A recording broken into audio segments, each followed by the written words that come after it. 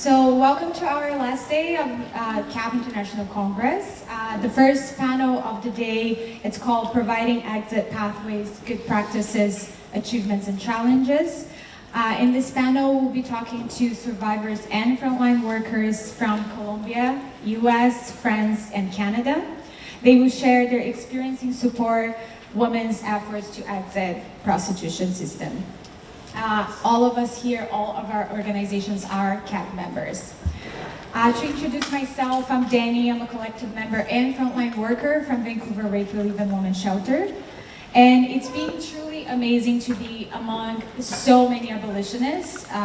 It's been a gift, and I'm actually honored to moderate the panel specifically about frontline work and exiting services. We'll hear from women doing the frontline work in different countries, so different contexts too.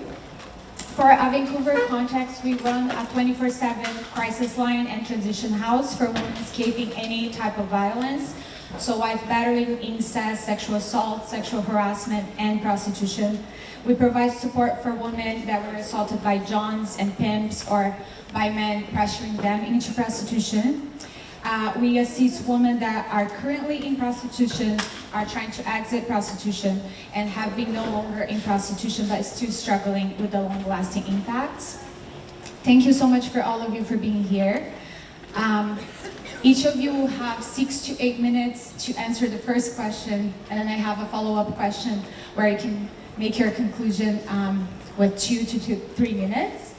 We'll have someone just reminding us of the time, just because we have other panels coming. And my first question will be related to the panel. What are the services you offer and the challenges and achievements in your organization's work? And we can start with, we're just gonna have all of them answering the first question all together. We have the first one answering our question is Bailaou Diallo. She is the co-coordinator of Leclerc and support worker. So what are the challenges and achievements in your work? Bonjour tout le monde, je vais m'exprimer en français parce que je ne parle pas très bien anglais. Je suis honorée et très heureuse de voir autant de visages abolitionnistes réunis aujourd'hui à Montréal. Ça nous encourage dans notre lutte, ça nous renforce dans l'idée que ce que nous faisons est juste. Et c'est comme ça qu'on peut avancer ensemble pour construire le monde auquel nous aspirons, un monde d'égalité, de droit, de solidarité et de sororité pour toutes les femmes. Alors la CLE a été fondée en 2005 par des groupes d'individus et d'organisations qui souhaitaient mettre en place des mécanismes pour lutter efficacement contre l'exploitation sexuelle des femmes et des filles. Alors, au quotidien, nous soutenons les femmes exploitées sexuellement dans leur démarche de sortie de la prostitution. Nous faisons de l'éducation, de la prévention en ce qui a trait aux causes, aux conséquences individuelles et sociales de l'exploitation sexuelle auprès des jeunes, des femmes et de la population en général. Et nous travaillons à changer, améliorer les lois, les politiques publiques, les pratiques sociales pour assurer l'égalité, la sécurité des femmes et des filles exploitées sexuellement. Nos services sont gratuits et confidentiels. Aucune condition de sortie de la prostitution n'est nécessaire pour y accéder, de même qu'aucune condition de cessation de la consommation n'y est requise non plus. Les survivantes de la prostitution ont accès chez nous à du soutien individuel, court, moyen et long terme, des groupes de soutien, de l'écoute, des informations, de l'accompagnement juridique dans les démarches de défense de droits, les démarches psychosociaux, de l'aide financière ponctuelle pour mettre en place des projets de vie, du dépannage, des activités sociales, des possibilités de s'impliquer pour changer le monde. Alors, nous accueillons annuellement plus de 200 femmes et filles exploitées sexuellement, une cinquantaine de proches, et nous offrons des services de support et de formation à des centaines de ressources par année. En termes d'enjeux, je peux vous dire qu'il y en a beaucoup. Je vais mettre l'accent sur les enjeux systémiques que nous rencontrons dans notre travail quotidien. Pour commencer, je parlerai de la pauvreté des femmes, voire l'extrême pauvreté dans laquelle certaines sont placées. Il s'agit d'un des facteurs déterminants qui amènent les femmes dans la prostitution, les y maintient et constitue un obstacle à la sortie. L'une des causes fondamentales, tant structurelles que patriarcales, de la prostitution est la pauvreté et le manque d'alternatives pour y pallier. J'aimerais parler aussi de l'accessibilité universelle aux soins de santé et aux services sociaux. Les personnes qui ont été prostituées sont souvent confrontées à des problèmes de santé physique et mentale. Elles souffrent fréquemment de syndrome de stress post-traumatique ainsi que d'isolement social. La plupart d'entre elles ont été victimes d'abus et de négligence dès la petite enfance. Malgré nos efforts pour les orienter vers les services d'aide, les programmes existants s'avèrent souvent inadaptés et quelquefois même inexistants. Nous constatons cette inadéquation dans d'autres domaines tels que le logement, l'hébergement, le système de justice, l'immigration, etc.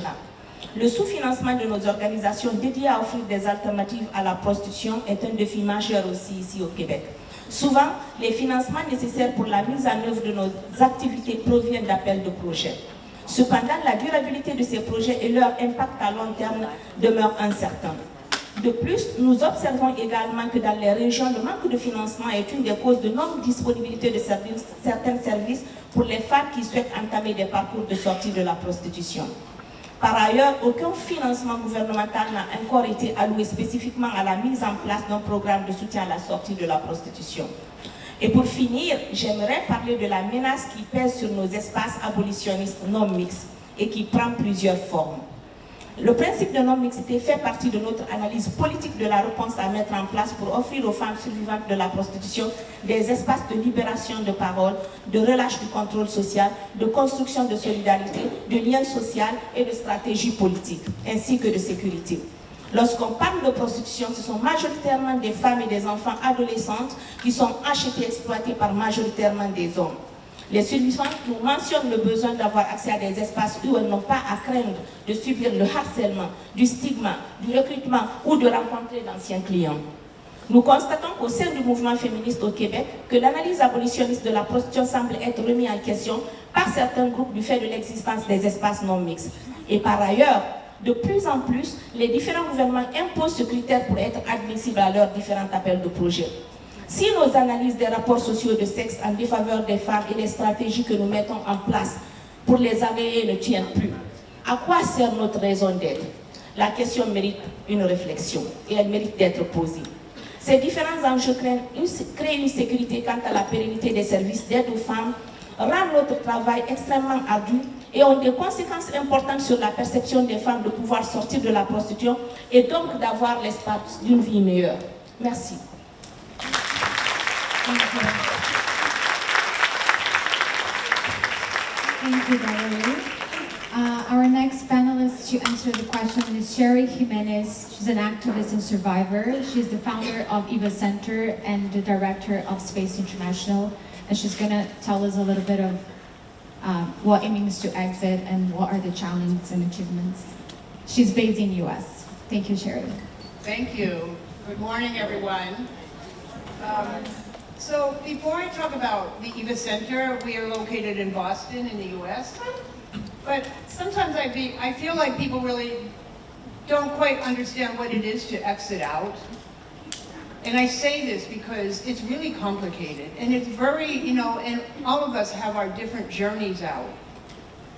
So before we talk about programming, Hello. Can you hear me? Yeah. Okay. So I was in prostitution for many years. And so when I stepped out, which is what happens to a lot of us, when we step out with nothing. Literally, sometimes with just the clothes that we have. For me, I had to hide for a few days. I had no money. I wasn't sure what I was going to do and where I was going to go. And I feel like I want to say that because I think when we think of programming, we have to think of these things. Also, you know what I mean? It's very long and it's very individualized, right? But also too, it's also about recreating a new life role. Like when you step out, you don't know where you fit because you've been so in a place that's so far removed from what's normal, if you want to use that word. Some of us used to use this phrase like, oh, it's like stepping into the straight life, actually a better life. But you kind of have conditioned yourself to think that way. But it's really hard. And I know, I had a good friend that helped me get into school, and eventually when I went to the university, I don't even think I talked to anybody for the first year. Because I felt like, oh my God, everybody's so articulate. people speak so well, and also you hold that shame, you know, with who you are and what you are. You don't know what to say sometimes. That's why when I think about programming, I encourage everyone to have survivors in their programs. Because I'll tell you the story, like when we opened the Eva Center, I opened it, I had, like, the stars were aligned, you know what I mean, like to have this program. And this was 20 years ago, this was 2005, 2006. So we had a Family Justice Center in the US, we have these, right? And the Boston Police Trafficking Unit was upstairs, and then I was able to people helped me get a small grant to create a center downstairs. And the whole purpose was we wanted to shift the response, because don't forget, you know, in the US it's still like, you know, women were getting arrested.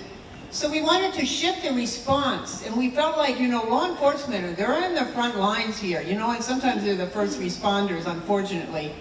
So we wanted to shift the response so that, you know what I mean, like, so people had access, some way out. And so, you know, it took a long time to develop a relationship with law enforcement. I encourage all frontline people to do this. And that's a challenge in itself. But, you know, one of the things that happened when law enforcement started bringing women to us, and then I would tell a woman, like, it's not about me, right? It's always about the person coming into the center, but who I was. And not to fear and say, listen, I've heard it all, I've probably done it all, you know, just tell me your story. And their whole body language would change. You know, because of course they were coming out of law enforcement too, so. But their whole body language would change, and it was just this sort of relief in a sense to hear me be from someone else. Because for so long, none of us ever talked about this. It was, you know, it was hidden, it's shameful, it's so hard. How do you explain yourself? Do you know what I mean? How do you explain that, you know, I don't have any money, you know, I gave all my money, and this is how this game works. And so that's kind of how we started at the Eva Center, was to create this space for women. The problem was, though, is that there I would be, and I would sit with women, and they would teach me, like, what was happening with them, because it's always about the other woman. And also, I know when I accessed services, I didn't like the term social services. Whenever I went anywhere, I always felt like, okay, I don't want to feel like this broken person. And sometimes, unintentionally, when people walk into a space, you know, you're going for food stamps, you're going to, like, or you get arrested and you get 5 million questions. You know what I mean? So you feel bad about yourself. So the whole concept of the center was when women came in, they would feel good. They would value women for the strength that they had for what they went through. To me, that was the key thing, because I knew how I used to feel. So it kind of allowed this, like, it's all about connection too, because a lot of us had difficulty with connection. So anyway, so that was the key for us, and what we wanted was a sort of sense of community. A place that women could come in, but then the challenge was women would come in, okay, you know, they would be in a hotel, the police did some raid or something, and okay, and we worked it out so maybe they weren't getting arrested now, they were coming to us. Now where do they go? And it would be, where am I going? So initially we would try to find safe spaces, and I know there was DV shelters and domestic violence shelters, but it's also very difficult for women to come into those spaces and be able to and say what's going on.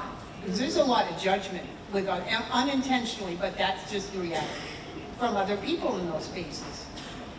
So eventually, it took a long, long time and a lot of work and a long journey here, but we opened up one of the first emergency safe home programs, which I feel like is needed everywhere. Because if we're going to end prostitution, which is what we're all working for, we have to make sure and ensure that people have a way out and viable options. And so we really need to think about this. So anyway, we did the Safe Home program because that was like the first thing in this sort of journey out, is a safe place to be. Also, for somebody to say to another woman, because when you don't have money, and you're used to having money, you might not have kept it, but you're used to having money, to have no money, and you think, what am I gonna, what am I gonna do? How am I gonna support myself? So you always want to keep the foot in the door because you're afraid, like, how, and you don't know anything else. So it takes a while. So we always would say to women, like, okay, not like we had a lot of money, but we would say, we will support you. We will make sure you tell us what you need and basic stuff, so you're not struggling. And that's the other thing too, because for some women, that could be a short journey, and for others, it's a long journey. To have that financial support, that solidarity fund, something, whatever it is, or however we call it. But also, it's for people to create their own plan out. Because also, I can't say my story is everybody's story. And so I would listen to women and they would create their own journey, their own life plan. What does it take? What are goals? What do you want? And sometimes, so also, sadly, in the US, which is a US problem, I think it was like last year in our fiscal year, I think 72% of young people that came through our programs reported to have aged out of systems, cut off. Now this is the US, we got money in the US here, but here's these young women being cut off with no life skill, coming out of not being foster care, but group home settings. So you're growing up in these sort of institutionalized settings, and then you know what I mean, you get caught up really easy, and now you're maybe 20, 21, and you have no money, no skills, no education, no nothing. And so I did have this one young woman, and I asked her, like, what, if you could do anything, what would you do? And she even told me, I don't even think about that. It's like, I never thought I would have it. That was not in my, I don't know, my thinking. So it's really like, I think the challenge in this is really listening to the people that come through your programs and hear from them. Because sometimes, I've seen this in programs and become very bureaucratic in the US and very like, social service kind of thing, and and intakes, and I would never bring an intake thing. I would just sit down with a woman, and if I could remember it later, I would remember it. And of course we have to adhere to certain things in programs. Of course we have to gather information, we get funding, and we have funding requirements, so you have to balance that out. But I always felt like, because I knew when I got arrested or anything would happen, like, and people were on all this information, and they didn't give a shit. It's just like, take your information. So you want to have people that come through your programs feeling different, feeling like, it's like that authentic connection and caring and, and tell me your story. Because for so many of us, we felt so isolated and disconnected, and you want to feel that authenticness because abuse happens in relationships. And for a lot of us, we've had that early victimization. And so, that trust, that mistrust, and that feeling of, so you have to kind of have that realness or that authenticness and break down that power imbalance even in the helper role, because in that helper role there's a power imbalance. So you want to break it down and you want to work together. It's not like, I'm not an authority, I'm not going to tell you what you need, you tell me. So there's a lot of things to consider when you're doing this. And I learned, trust me, because I've had people, I learned and I listened, and that's when I learned too, for us, the need for a safe home. Also, the other issue here is in our own communities, there's a, whatever the on-ramps are. In the US, a lot of it is about, aging out of systems, aging out of, yes. And so, how are we going to stop that pipeline? Because also when we think about ending prostitution, we have to think about those vulnerabilities that if we take this away, and I know it sounds like, because I know I used to think like this. There was a time in my life if somebody said to me, they're trying to take this, they're trying to shut this down, I would have been horrified. I would have thought, oh, what am I going to do? Like, these are the things we have to think about. So that population, that vulnerable population, whether it's crossing borders or coming out of foster care or whatever is in your jurisdiction, how to address that so that that doesn't keep happening, so that people, whatever failed policies there are doesn't continue, so people don't find some other crazy thing to do to get money and survive. And because we live in a culture now where, you know, we have so much youth homelessness, a culture of like lack of compassion, a culture of cruelty, really. And so we really have to think about these things along with programming. So I don't know how much time I have. I don't want to take up too much time. You can conclude on the second part of the panel. Okay. I just feel like, because we don't talk about this enough, and I know a lot of you and CAP members and the frontline people, I just wanted to explain this to you to understand the complexities of exiting out, the need for safe home, and the need for continuous services all the way. Like for us, we don't have a cutoff. Sometimes people need to come back 2 or 3 times and then into housing and permanent housing, but the safe home was a way for people to get a foundation, to heal, to get a sense of themselves and work through their experiences so that whatever they choose afterwards, they'll be successful. It's resource intensive, but it works. Thank you, So Sarah. thank you.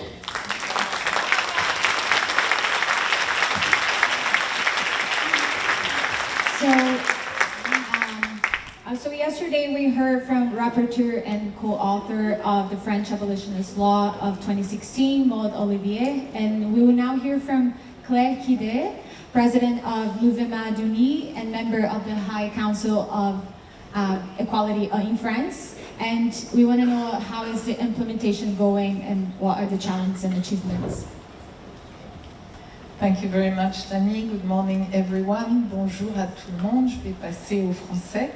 Alors, je suis très contente, merci de cette opportunité de vous parler un petit peu de l'application concrète de la loi qui a été votée en France en 2016 et dont effectivement Maud Olivier vous a parlé rapidement hier. Donc, quelques mots sur le mouvement d'Uni. Nous sommes, je suis désolée, les petits restes de la manifestation sont encore là. Hein. Donc, très rapidement, le mouvement d'Uni, c'est une association qui agit, une association de terrain qui agit directement auprès des victimes, mais qui est aussi un mouvement de société, qui est un mouvement de société et qui donc travaille aussi en direction de la société pour faire évoluer les mentalités et qui œuvre à une société libérée de la prostitution et des violences sexistes et sexuelles.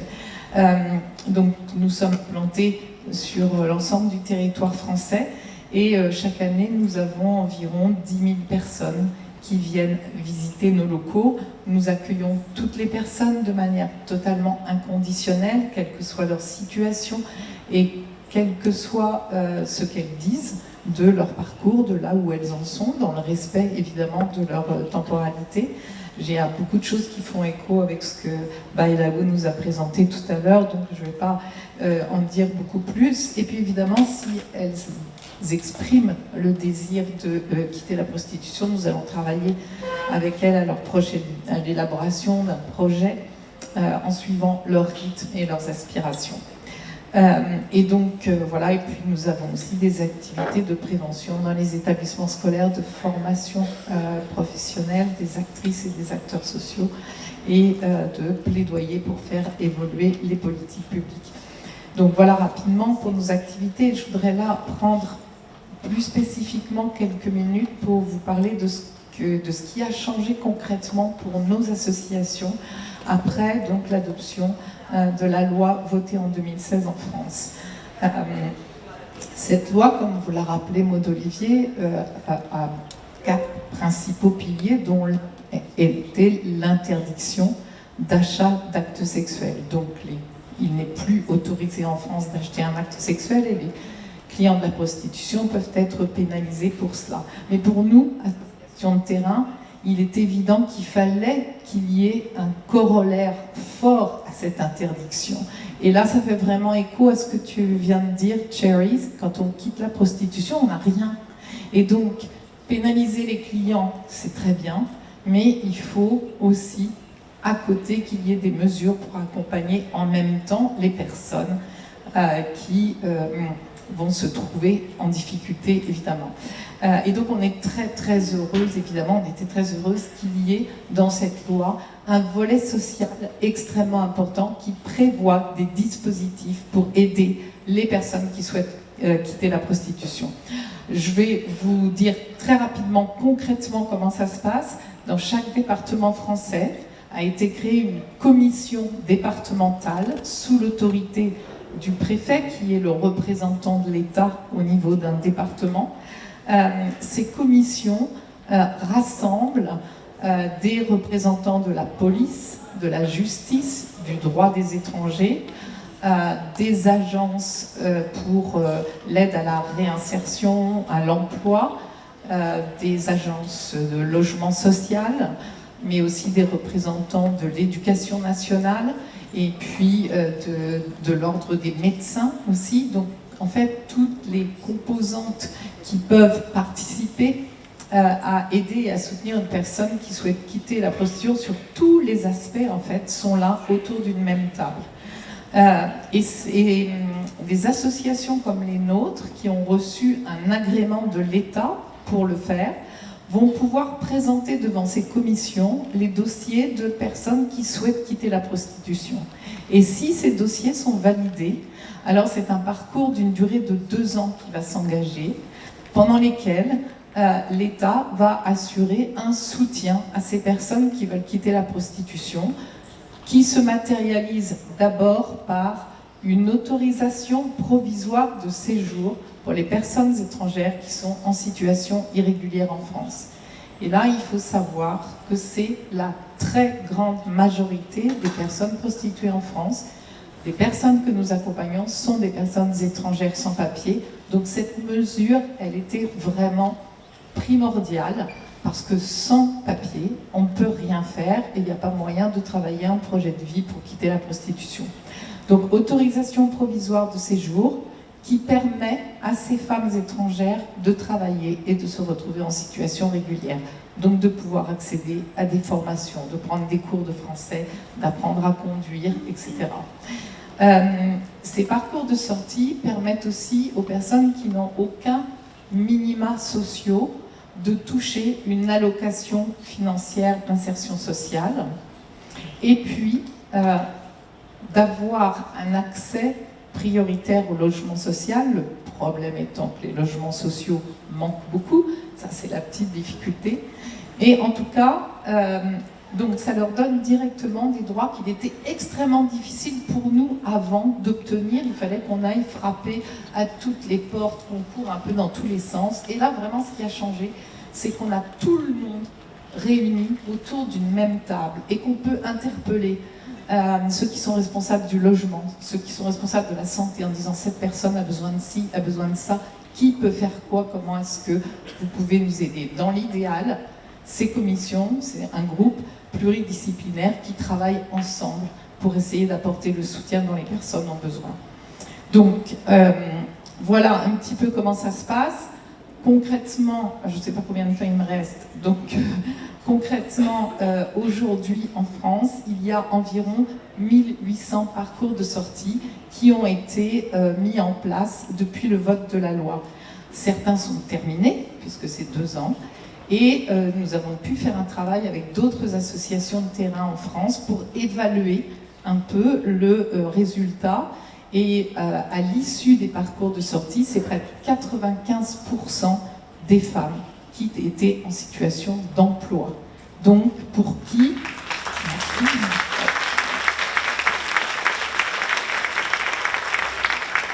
Et qui, du coup, ont pu bénéficier, quand elles sont étrangères, et je vous le redis, c'était la majorité des cas, ont pu bénéficier d'autorisation de séjour, cette fois sur une durée plus longue. Ça veut dire que ça marche, et surtout, c'est les témoignages de ces personnes qui ont pu bénéficier d'un parcours de sortie dans la totalité et qui s'est terminé par une vraie réinsertion sur un projet de travail avec elles, tenant compte de leurs aspirations, en essayant de toujours viser le plus haut pour elles et le meilleur. C'est les témoignages qu'elles nous apportent, et quand elles nous disent « ma vie a changé, c'est plus du tout la même chose, maintenant je suis bien, maintenant j'ai l'impression d'être normale ». Et voilà, ça me fait penser à ce que tu disais. Voilà, qu'est-ce qu'il y a de normal et pas normal, mais c'est ce qu'elles disent. Donc c'est vraiment ce témoignage qu'elles nous renvoient qui est extrêmement... c'est un vrai bonheur, quoi, et on est très contente de ça. Donc ces parcours de sortie, c'est vraiment un outil pour nous extrêmement important. Sur le papier, et comme je suis en train de vous le dire, ça paraît merveilleux. Évidemment, il y a toujours des petits bémols. La réalité, c'est que dans certaines commissions, il y a parfois des réticences à accorder ces parcours de sortie, parce qu'il y a aussi des injonctions contradictoires au niveau de l'État français à, par exemple, essayer de limiter les régularisations de personnes étrangères. Donc, à la fois, on veut limiter l'immigration clandestine et en même temps, nous, on arrive avec des dossiers de personnes qui sont étrangères et pour qui on demande des papiers. Donc, on est dans un contexte où ce qui prime, c'est le fait que ce sont des femmes qui ont été victimes de violences. Mais on voit que certaines commissions tentent à basculer un petit peu vers... On oublie que ce sont des femmes qui sont victimes de violences, comme le dit la loi votée en 2016. En revanche, ce sont des étrangères qui cherchent à se faire régulariser, et on nous dit qu'il faut lever le pied un peu sur les régularisations. Donc on est prise en ce moment dans ces espèces de contradictions et ces difficultés, et donc nous avons un vrai travail à faire pour que ces commissions appliquent bien la loi telle qu'elle a été conçue et telle qu'elle a été pensée. Cette loi réaffirme que la prostitution est une violence, que les coupables sont les proxénètes et les clients, et qu'il faut bien sûr qu'ils prennent leurs responsabilités, les condamner et les pénaliser, et que les personnes qui sont victimes de ces violences ont droit au soutien et à l'accompagnement de l'État. Et c'est ça vraiment qu'il faut qu'on réussisse à maintenir dans les années qui viennent, avec les défis un peu politiques que nous rencontrons dans nos pays. Merci beaucoup. Thank you, Clara.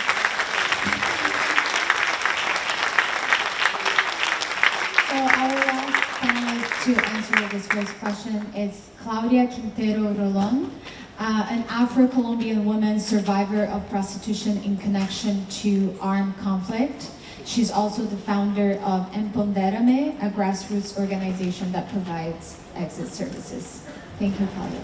Bueno, soy Claudia. El primer día les conté que fui sobreviviente del conflicto y de la prostitución, y les contaba que muchas frustraciones han marcado este camino porque los prostíbulos deforman nuestra construcción de comunidad, mientras que la guerra nos entrena y nos obliga a hacer comunidad. Por ejemplo, en mi comunidad llegó la guerrilla o los paramilitares y expulsan a todas las personas. Entonces tú no quieres a tu vecino, pero en el desplazamiento te toca vivir con tu vecino y compartir tu comida con el vecino. Entonces la guerra tiene esta particularidad, ¿no? Que es horrible, pero también te entrena a resistir y a ser resiliente. Yo empecé siendo activista desde la rabia. Yo tenía mucha rabia y empecé a ayudar a otras mujeres, pero todo me fue muy mal. Todo me iba mal, las otras mujeres me odiaban, yo también las odiaba. Odiaba al gobierno, odiaba a las ONGs, discutía y peleaba con todo el mundo. Entonces entendí, ¿cierto?, que tenía que cambiar mi rol. Yo no era una superviviente que iba a ayudar a otras personas, sino que yo iba a acompañar, no ayudar, acompañar. Entonces empecé a estudiar psicología, construí un modelo de acompañamiento llamado Reconocer para Seguir. Allí tenemos unas guías, unas líneas bases que son herramientas. Como casi no tenemos plata, no tenemos recursos, tenemos que ser muy creativas, trabajamos con las mujeres mínimo 6 meses, son 4 ciclos, son 20 encuentros. El primer ciclo es reconocerse como víctima del daño sufrido, porque en Colombia tú eres trabajadora, tú eres fuerte, chupar pijas está bien, es un trabajo. Entonces las mujeres llegan pensando que son culpables de su situación. Reconocemos que somos víctimas en ese proceso. El segundo ciclo es de derechos humanos y de abolicionismo. Sí, la psicóloga va a ayudar a hablar de abolición a las mujeres dentro de su terapia, porque ellas tienen que ver la historia de Amelia Tiganus, la historia de Alika Quinan, la historia de Claudia Quintero, y ellas empiezan a ver que es un tema también político, porque fue lo que me ayudó a mí, entender que por ser una mujer negra estaba siendo explotada. Entonces nosotras lo trabajamos en el segundo ciclo, donde también les hablamos de las sufragistas, también les hablamos todo sobre el feminismo abolicionista. Vamos acompañando con algunos apoyos económicos, pero la acogida es comunitaria, es decir, las otras mujeres que acompañan, cuando llega otra mujer y el refugio temporal está ocupado, tú la recibes en tu casa. Y luego al otro día vas a buscar una habitación para ella y hablas con el dueño de la casa para que por favor le alquile a tu compañera. Y a veces nosotras es como, yo, Claudia, sí, tú, vamos todas a ayudarnos en comunidad. Construimos esa comunidad. Las mujeres abren su casa porque el refugio es temporal, no tenemos recursos para dar refugio a largo tiempo. Ellas van, hablan con los dueños de casa, alquilan, participamos todas en la fundación. El tercer ciclo son herramientas psicosociales para sobrevivir. Es decir, tenemos la terapia para trabajar el trauma, pero a la vez tenemos herramientas psicosensoriales para el estrés y el trauma.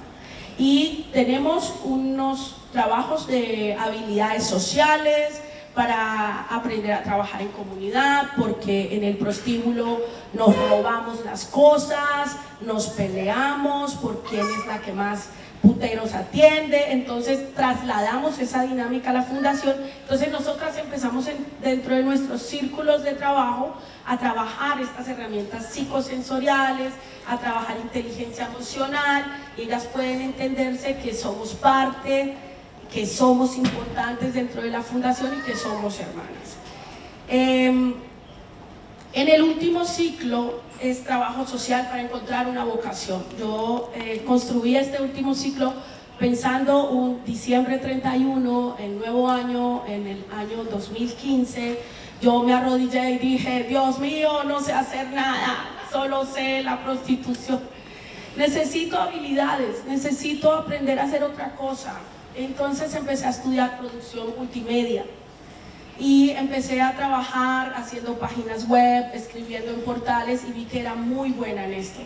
Entonces trabajamos con ellas para que aprendan inglés, habilidades que pueden ayudar más rápido a construir, porque la mayoría de gente en Colombia es como, ve a limpiar. No quiero limpiar mierda.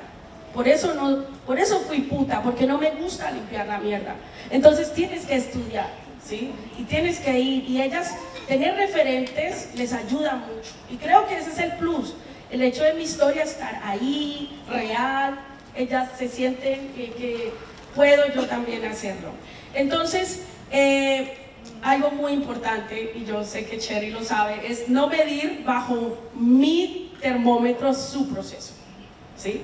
Porque hay gente que dice, ay Claudia, tú, y cada logro es importante. Bañarme ya es importante, no golpear a mis hijos ya es importante, no consumir drogas y pastillas hoy ya es importante, levantarme temprano, hoy para mí, levantarme temprano para mi panel fue importante. Entonces empezamos a tener cada proceso diferente, cada proceso es diferente. Entonces, diferenciamos los procesos de atención. La atención inmediata es diferente. La atención inmediata es diferente y el largo plazo. Pero inmediata, ahí sucede algo. Y es, yo trabajo con universidades y sigo siendo la misma activista contra el gobierno. Es como, ellos, el gobierno, son los culpables de la prostitución. Y los puteros también. Entonces, vamos a ir a la oficina del gobierno y vamos a poner una demanda para pelear por tus derechos. Y ellas, ¡ya! ¡Sí! ¡Vamos! Y hacemos unas cautelares y le obligamos al Estado. Cuando fallan los jueces, a través de las acciones de tutela, que tienen máximo un mes para responder un juez, entonces los funcionarios me llaman, ¡hey, Claudia, ayúdame! ¿Tú puedes ayudar a esta víctima? ¿Dónde la llevo? Y nosotros, sí, claro, te vamos a ayudar. Es importante obligar al Estado a cumplirle a las mujeres. Es importante decirle a los funcionarios que si la policía no cierra los prostíbulos, es culpable de lo que le pasa a la mujer. Porque no son las fundaciones las proveedoras. Yo le digo a las mujeres, yo no soy tu salvadora. Y le digo a los cooperantes, porque a mí me ayudan muchos gringos, perdón por los gringos, y es como, sus organizaciones se llaman Rescue, Yo rescato a los niños y los salvo de los malos. No, las mujeres se rescatan y los niños se rescatan solos. Quitémonos o quítate. Si no quieres fracasar en esto, quítate de la cabeza que tú salvas a las mujeres. ¿Sí? Hay mujeres acá que me ayudaron a mí, Melissa, y hay un fantasma por ahí llamado Dricha, que me pagó terapias, que me dio, como decía ayer Amelia, a mí me dieron de ropa interior para arriba, todo. Las mujeres me salvaron a mí. Siempre lo he dicho, pero mi proceso lo hice yo. Entonces es importante que para nosotros lidiar con la frustración podamos nosotros decir, no, yo no la salvo, yo no la ayudo, yo te acompaño, yo estoy acá. Y ella toma las decisiones y se van a equivocar 1000 veces, porque yo también me equivoco. Si quiero cerrar, nunca pensé que una mujer como yo, con tan pocas herramientas, podía estudiar producción multimedia, podía estudiar psicología, trabajar, construir 5 centros, Cali, Medellín, Cartagena, Cúcuta, San Pedro, viajar, llegar a Canadá, tener una visa, falta ir a los Estados Unidos para ir a visitar a los gringos, salvadores. Tengo 2 minutos. Bueno, entonces, sí, porque falta algo muy importante, miren. Nosotros ya no podemos contratar ni cocineras, ni quien limpia, ni quien pone linda la casa. Todos lo hacemos. A veces cocinan las trabajadoras sociales, a veces cocinan las psicólogas, a veces cocinan las chicas. Limpiamos entre todos. Porque a veces llegaban las psicólogas y es como, vengo a dar terapia. Y se van. Y recoge tu mugre, limpia, todas acá limpiamos. Entonces es como que construyes comunidad y ahorras dinero para que no se te vaya tu presupuesto en el personal, ¿cierto? Y a las chicas les damos sándwich con jamón barato. Entonces es importante que hagamos parte a todos de esa comunidad. Y trabajar con el voluntariado ha sido lo más hermoso que hemos tenido. En Colombia he podido trabajar a través de 5 universidades con practicantes y voluntarios, y el año pasado, que fue el año que más tuve, fueron 69 jóvenes ayudando. 69 jóvenes. Entonces es importante vincular gente que se haga parte, y hagan parte a las chicas también. Un día empiecen, hoy cocinan ustedes su comida colombiana, su comida nigeriana, hagan algo diferente, las venezolanas hacen arepas, ¿sí? Y hacerlas parte de cuidar. Yo cuido la Fundación Empodérame porque es mi fundación. A veces llego a un sitio y dicen, ay, aquí había una chica de tu fundación líder. Y yo, sí. En todas partes van diciendo, hola, yo soy líder de la Fundación Empodérame. Y yo, ojo, pórtate bien, no me vayas a cagar por allá. Bueno, muchas gracias.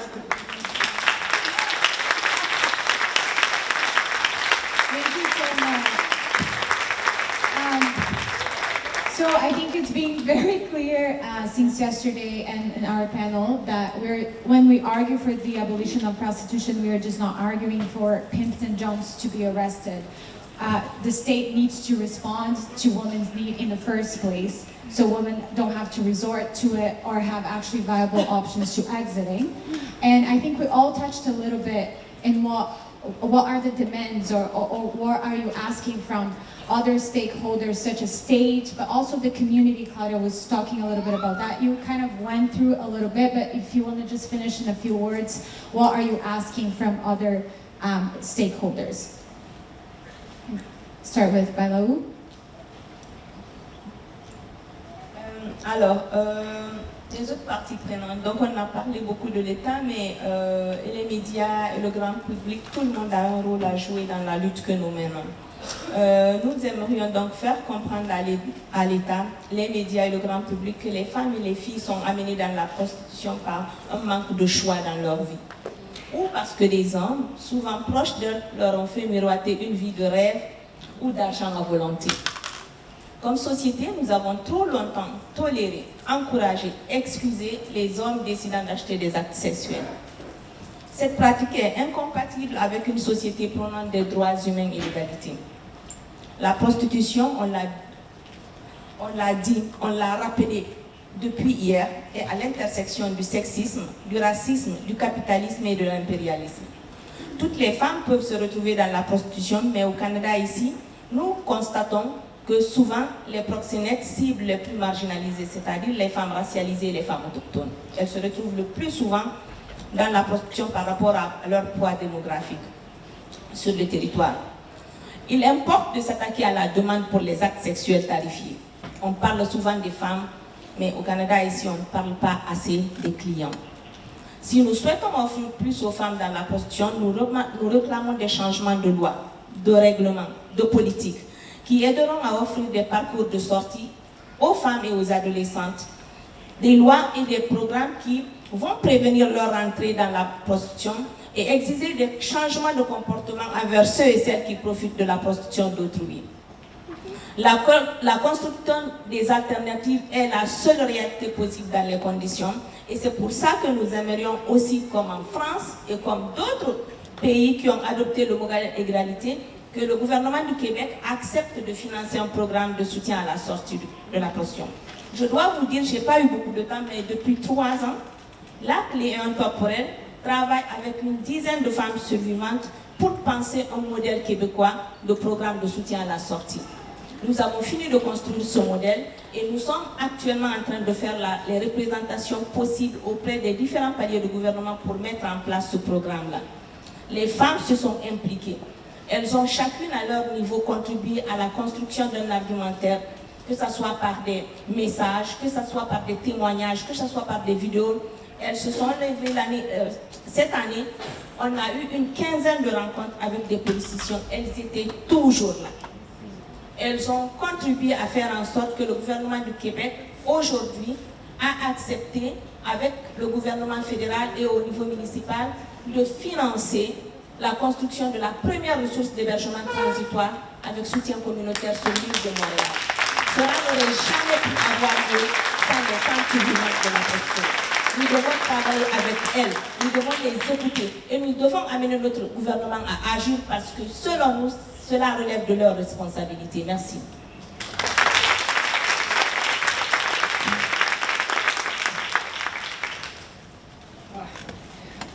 Well, what do we need and what are we asking for is a lot. So I don't know if I could begin to describe it all, but you know, we need resources. Women need a way out, you know, they don't need to be, like Claudia said, rescued out, but empowered and looked at for their brilliance and for who they are and for their strength and everything they bring to these programs. We need to change a lot. It's so much, you know, I mean, besides having a revolution here, I don't know what the answer is because even in the US, it is so difficult, you know, to see, it's harder now for people to get out of this it's different from when I got out. It is worse, okay? Housing, cost of housing, people coming out of systems. It's our own failed policies in the US that's creating the vulnerability. And we have to recognize that, and people don't want to see that. And so it's really hard because, of course, a lot of things they don't want to recognize, they really don't want to fix it.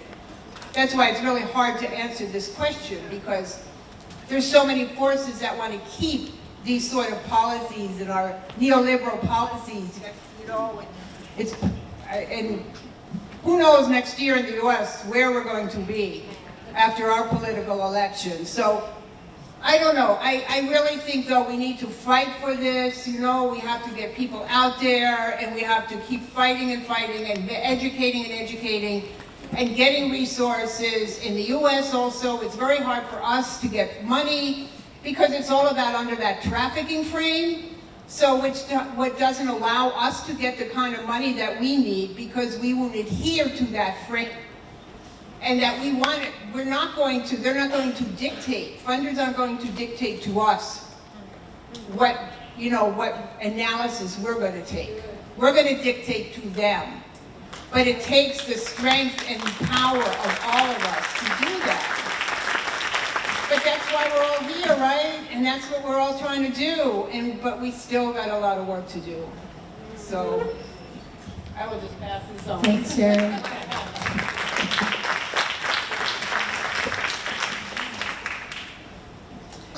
En ce qui nous concerne, c'est vrai qu'en France, nous, associations, on est bien consciente que pour l'instant, on a un peu la meilleure loi du monde pour pouvoir accompagner les personnes en situation de prostitution. Et je ne le dis pas seulement parce que la rapporteuse de la loi, Maud Olivier, députée à l'époque, est assise juste là au premier rang dans la salle.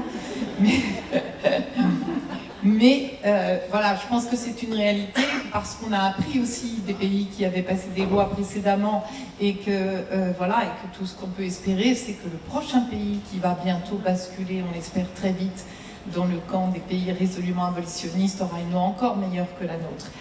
Toutefois, bien sûr qu'il y a encore beaucoup de choses à améliorer et nous, ce que l'on attend pour l'instant, et là c'est vraiment auprès de l'État qu'on demande d'intervenir de manière ferme pour une application beaucoup plus volontaire de la loi. Je vous ai dit qu'on avait jusqu'ici à peu près 1800 parcours de sortie. La réalité, c'est qu'on pourrait faire beaucoup plus. 1800, c'est pas énorme, c'est magnifique pour les 1800 personnes qui en ont bénéficié, mais c'est très peu. Il y a aujourd'hui à peu près 40 000 personnes prostituées en France. Avec d'autres associations de terrain, nous avions fait ce calcul que nous pourrions accompagner 4 000 personnes dans des parcours de sortie de prostitution en France chaque année. Et au bout de 10 ans, toutes celles qui, en tout cas, le souhaitent, seraient sorties de la prostitution.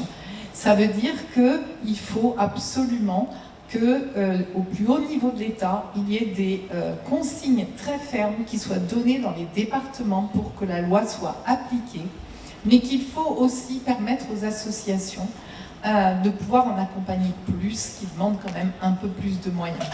Donc ça, c'est vraiment une première chose. Vous avez entendu notre ministre à l'égalité entre les femmes et les hommes, qui donc a une position qui est très ferme sur la question, et on compte beaucoup sur la stratégie qu'elle a annoncée il y a quelques semaines pour redonner une impulsion vraiment importante à l'application de la loi.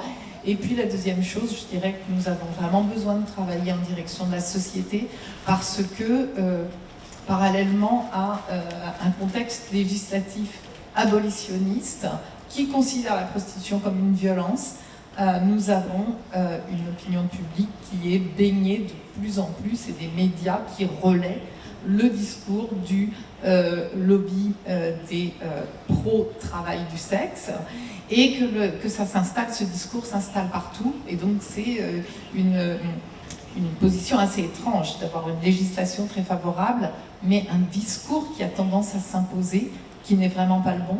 Et pour ça, il faut vraiment que nous travaillions à faire connaître encore mieux ce que c'est que la réalité de la prostitution et à faire vraiment entendre de manière beaucoup plus large la parole des survivantes. C'est ce qu'on a fait en soutenant notamment le podcast La Vie en Rouge. Donc toutes les personnes francophones peuvent évidemment l'écouter et vous pouvez avoir des renseignements sur ce podcast sur notre stand. Un certain nombre de survivantes qui y ont participé sont ici dans cette salle. Il faut vraiment qu'on fasse entendre leur voix parce qu'aujourd'hui, c'est vraiment ce qu'elles disent qui peut embarquer et faire basculer l'opinion. Voilà.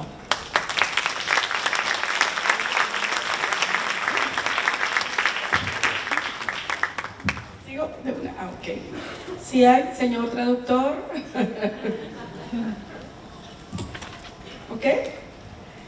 Bueno, quiero hoy a la comunidad internacional que está en este lugar hablar como colombiana. ¿Listo?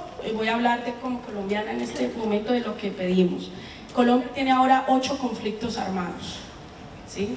Y tenemos 2 millones y medio de ciudadanos y ciudadanas venezolanos migrantes refugiados en Colombia. Entonces hay una problemática de explotación sexual increíble, es una explotación sexual disparada y se ensaña con las niñas y las mujeres venezolanas. Entonces, les pido varias cosas. Primero, hacer realidad el derecho al refugio y al asilo para las víctimas de trata colombianas en sus países. Sé que es difícil, pero ustedes me están diciendo pida, yo estoy pidiendo. Entonces, podemos construir algunos procesos de salida temporal de Colombia a terceros países, intercambios, apoyos mutuos, ya que los grupos armados tienen la prostitución en Colombia y es muy difícil contener el problema de seguridad. O sea, cuando hay casos donde son los grupos armados los que han explotado a las chicas, es casi imposible que ellas puedan vivir en Colombia.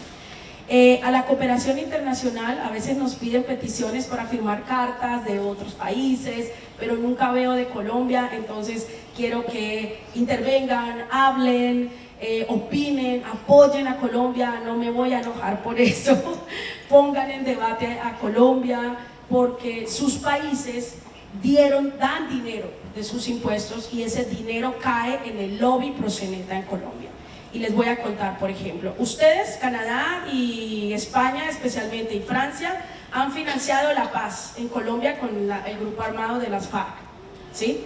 Y eso que ustedes financiaron permitió que los comandantes de las FARC llegaran al Senado para ser más democrático, después de que mataron y asesinaron mujeres en el conflicto. Hoy están en el Senado, pero no solamente felices con esto, son los que tienen la ley ahora en el Congreso para reglamentar la prostitución como trabajo. ¿Ah? Y a veces en Francia nos reciben a ellos con aplausos. Porque está bien que como víctima yo perdoné a estos grupos armados, pero oye, ahora que te puse allá, vas a hacer esta cachetada contra las víctimas. Entonces tienen un proyecto de ley que ustedes como países apoyantes de la paz, que han apoyado la paz, deben protestar por ese proyecto de ley. Estados Unidos también ha aportado mucho, dinero a la paz de Colombia. Entonces es importante que ustedes sepan que esto está pasando. Ellos, los ex-FARC, ahora son pro-lobby trabajo sexual. Y protejan, por favor, a los líderes suramericanos que sufrimos amenazas y agresiones, porque yo ya estoy cansada de tener 2 escoltas, de andar en un carro blindado, que no puedo bajar las ventanas, que huele horrible, que quieren que me ponga un chaleco antibalas y no lo voy a usar. Entonces, por favor, ayuden a proteger a los líderes colombianos y sudamericanos. Y por último, por favor, aprendan español.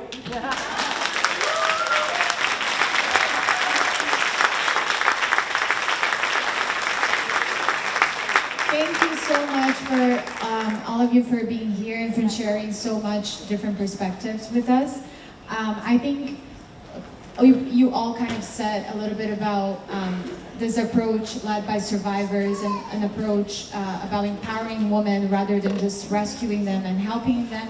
I'd just like to talk about what CAP and CAP members together have developed a handbook with a holistic approach. It's a grassroots abolitionist approach. It's the first handbook of a series of 6 and is already available on the CAP booth. You can get yours there. And it was developed to it's almost like a manual of how to deliver exit service in an appropriate way. So this is the first one we are launching today of a series of 6, and you can get yours at the CAP International booth. Thank you so much.